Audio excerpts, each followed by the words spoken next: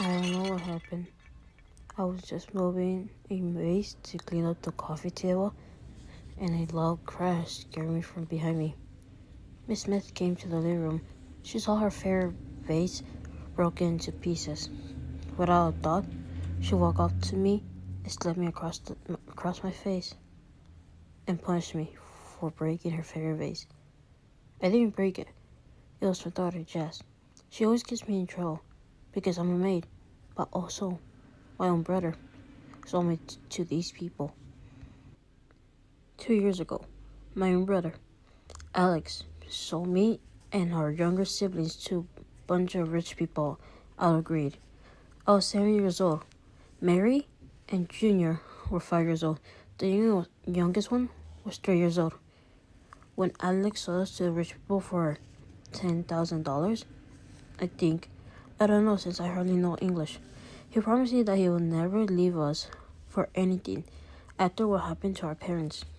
Liar. We all were sold to different people. I remember vividly Alex gave our siblings who were sleeping.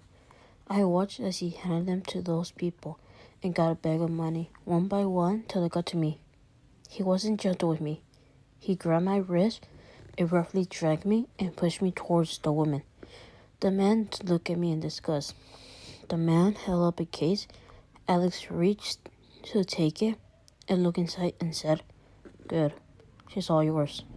I remember being dragged away as I yelled at Alex, calling him names, saying how I hate him and will fight him and end him. I don't know what happened after that, as I felt something hit me on the back of my head and I passed out. Miss Smith slapped me hard on my face, leaving a print of her hand on my cheek. She started yelling at me until she called her daughter Jess with scissors and cut my hair short. My hair was pretty long, touched to my shoulders, but now it's all gone and short. Miss Smith walked away with Jess and told me to clean up the mess. One night, I was in the bathroom cleaning the sink till I accidentally knocked over a bottle of pills of Mr. Smith. I quickly got down to pick it up and read the label and said, "Happy Pills." It had a smiley face on the bottle. I stared at it and read the label. I didn't understand what it said, but I knew some of the words. It said, "Take a pill and you will be in joy." I never said again. I stopped reading and then about reading and then immediately opened it. It was yellow with a smiley face, and without thinking twice, I took it and swallowed 3 pills using the sink water to swallow the pills down my throat.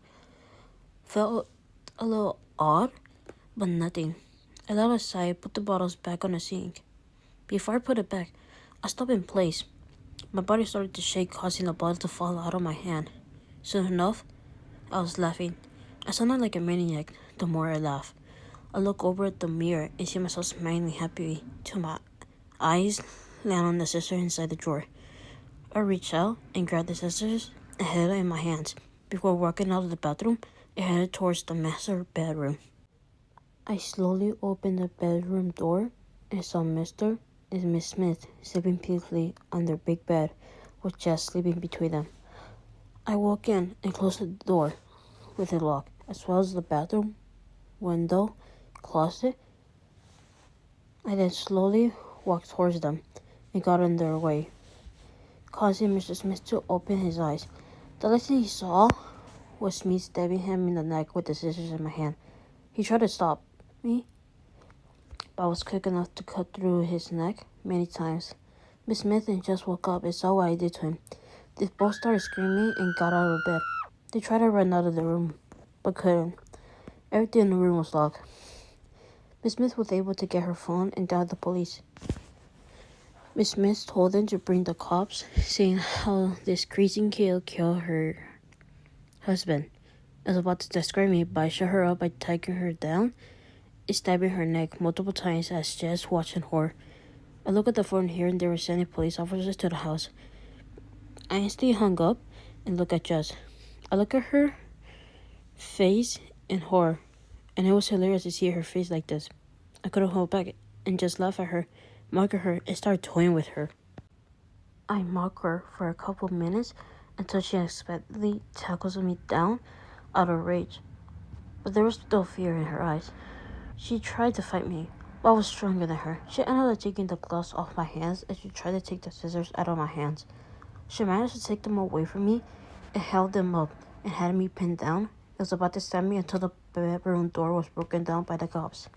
We were so distracted fighting that I didn't hear the sirens. I looked from the corner of my eyes and instantly started crying and begging to stop and begged the cops to stop her. One of them looked in horror before getting Jess off of me and had her pinned down and put handcuffs on her while getting pulled away from a different cop to calm me down.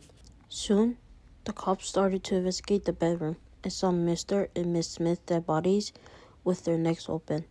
They ended up taking the scissors to check the DNA and saw Jess' fingerprints on it, not mine, since I was wearing gloves.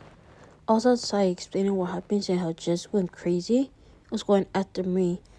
Jess tried to justify, but no one listened, as she is seen guilty.